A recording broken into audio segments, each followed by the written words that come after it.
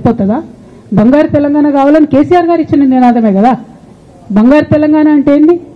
హరీష్ రావు ఇంట్లో బంగారం ఉంటే, సంతోష్ రావు ఇంట్లో బంగారం ఉంటే బంగారు తెలంగాణ అవుతుందా? కాదు కదా.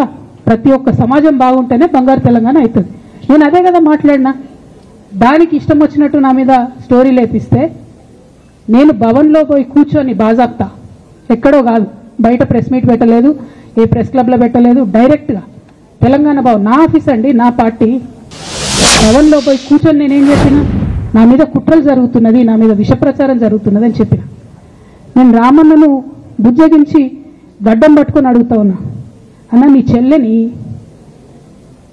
ఒక మహిళా ఎమ్మెల్సీని మన పార్టీ ఆఫీస్లో కూర్చొని నా మీద కుట్రలు జరుగుతున్నాయని నేనంటే మీరు వర్కింగ్ ప్రెసిడెంట్గా ఉన్నారన్నా, ఫోన్ చేయరా అన్న నాకు?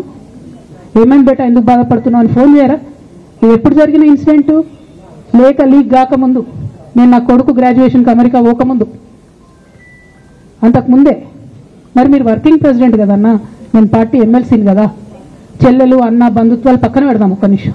ప్రొఫెషనల్ సెటప్లో ఒక పొలిటికల్ పార్టీలో ఒక మహిళా ఎమ్మెల్సీ భవన్లో కూర్చొని నా మీద కుట్రలు జరుగుతున్నాయంటే మీరు మాట్లాడినరా అన్న?